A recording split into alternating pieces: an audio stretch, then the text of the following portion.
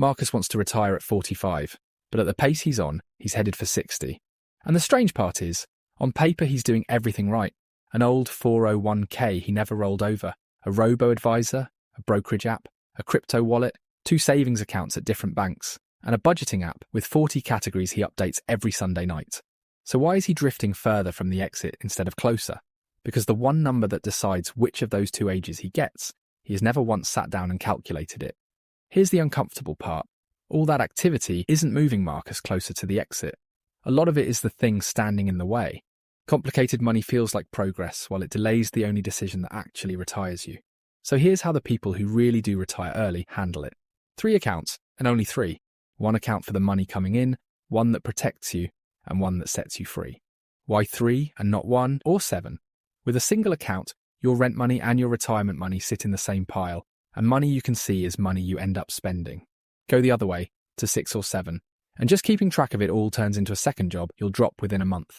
3 keeps this month and the next 30 years in separate lanes, and it's still small enough to keep running for decades.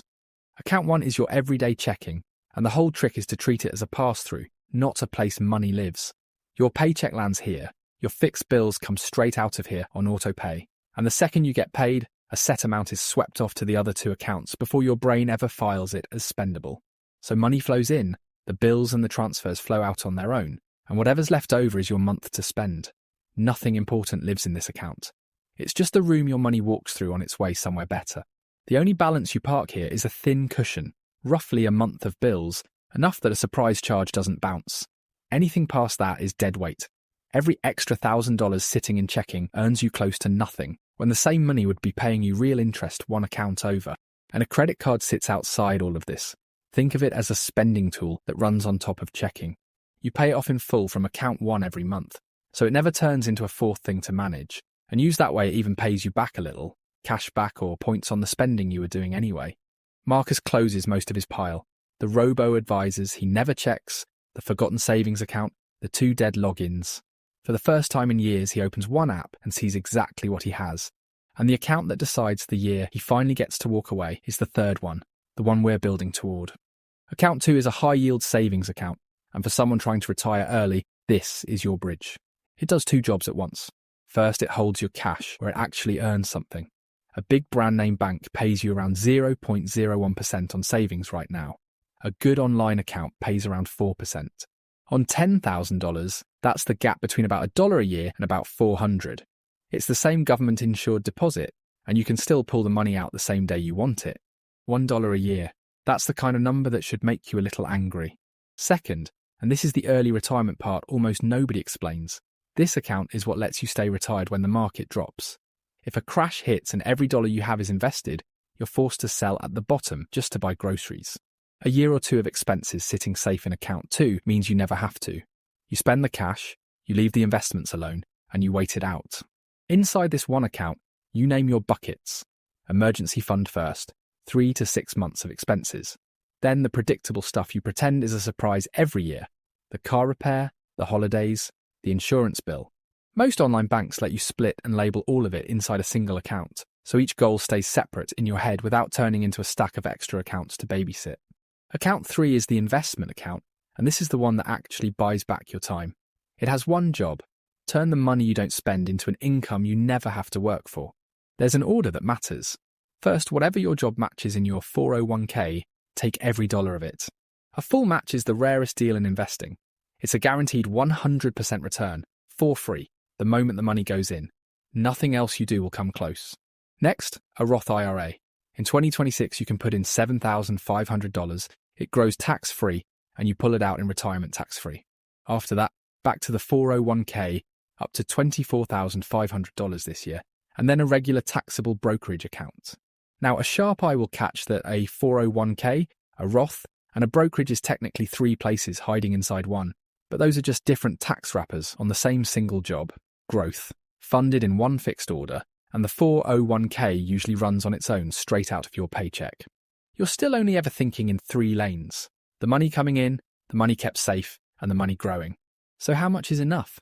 There's a clean way to know your finish line. Take what you spend in a year and multiply it by 25. That's the point where your investments can cover your life without you. Marcus spends about $50,000 a year, so his number is 1.25 million. That's the whole target. And the engine that gets you there is boring and relentless. Put $500 a month into a plain index fund, earning something close to the market's long-run average. Call it 7% a year, and in 30 years it grows to around $610,000. You put in $180,000 of that. The market added the other $430,000 while you did nothing. That's compounding, and it's the closest thing to free money that's actually real. But here's the shift that changes how you see all of this. $500 a month takes 30 years just to get you halfway. So if you want out early, stop staring at the balance. Watch your savings rate instead, the share of your paycheck you keep. That's the part that breaks people's brains. Retiring early is not an income problem, it's a savings rate problem. There's a famous breakdown of this by an early retirement writer who goes by Mr. Money Moustache, and the math is almost too simple to believe. Save 25% of your take-home pay, and you're about 32 years from financial independence. Save half of it, and you're about 17 years out. Push it to 65%, and you're roughly 10.5 years from never needing a paycheck again, starting from zero. And the detail people miss is the one that makes it fair. That timeline barely cares what you earn. Same percentage saved, same number of years, whether your paycheck is $50,000 or $500,000. A high earner who saves 10% gets out later than an average earner who saves half. So the three accounts were never really about being tidy. They exist to push that 1% up and fire it automatically, every single payday. Quick pause because this next part is where people get stuck. If you're getting something out of this, subscribe. Every week, I break down the money and retirement stuff nobody else makes simple. Now, the obvious objection. Retirement accounts hit you with a penalty if you touch them before 59.5. So how does anyone retire in their 40s? There are legal side doors, and this is exactly how early retirees walk through them. The money you contribute to a Roth, not the earnings, the contributions, you can pull back out any time, no tax and no penalty. Your taxable brokerage account has no age lock at all. And there's a move called a Roth conversion ladder, where you move money from a traditional 401k into a Roth IRA in chunks, then pull it out 5 years later, penalty-free. There's the rule of 55, which opens up your 401k penalty-free if you leave that job in the year you turn 55 or later, and a rule called 72T, which lets you set up steady, early withdrawals from an IRA without the penalty. This is the machinery under every early retirement, and together these doors carry you across the years until the main accounts open on their own. The reason this works when a complicated setup doesn't is automation. You're not leaning on willpower, and you're not relying on your memory. You set it up once in about an hour, and then it runs whether you think about it or not. It's 4 switches and you flip them once. Your paycheck deposits straight into checking, your bills come out on auto-pay, and 2 standing transfers, one to savings and one to investing, go out on their own every payday. After that, every raise becomes a little fork in the road. Let it melt into a nicer lifestyle and your retirement date doesn't move an inch. Point even half of it at accounts 2 and 3, and you just pulled that date months closer. That's what a raise really is once you see it this way. Time you can buy back, as long as you grab it before it turns into a bigger car payment. And the upkeep is almost nothing. Once a month you open that one app, mostly just to confirm the automatic transfer's fired and nothing's drifting off track. If the money moved and no goal is short, you close it and get on with your day. 10 minutes, and most of that is watching the balances climb. So back to Marcus, 3 months in, he has 3 accounts instead of 9. Every dollar has a place. He spends less time thinking about money now than he did with the 40-category spreadsheet, not more. But here's the number that mattered. When he finally calculated his real savings rate and started aiming his raises at it, that finish line stopped drifting away from him and started moving back. Same salary. He just stopped leaking it. 2 quick things so nobody feels left out. If you're carrying high-interest debt, a credit card at 20-something%, that comes first, right after you grab your employer match. You can't out-invest a rate like that, so you kill it, and then the 3 accounts run exactly the same. And if $500 a month sounds impossible, start with $200 or $50. The structure is the point, not the size of it, because the structure is the thing you'll actually keep for 20 years. A small amount in a system that runs forever beats a big plan you quit on by spring. 3 accounts.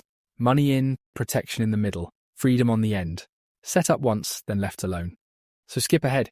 10 years of this, just running in the background. Marcus never picked a hot stock and never timed a crash. He kept his savings rate high and let the boring engine run. And one ordinary Tuesday, a year ahead of the deadline he'd set himself, the math crossed over. His 3 accounts threw off enough, on their own, to cover his entire life. No alarm he had to answer, no commute he had to make. He walked in and he handed in his notice. That's the whole thing. The people who retire early usually aren't the ones with the cleverest portfolio or the flashiest budgeting app. They're the ones who picked a simple system, pointed it at one number, and left it alone long enough to work. 10 years of a high savings rate on autopilot, and one Tuesday it just covers you. So here's your one move this week, the one Marcus skipped for years.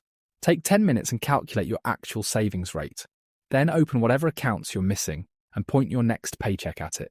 If this changed how you think about even one of your accounts, do me 3 quick favors. Like the video so it reaches more people. Subscribe so the next breakdown finds you.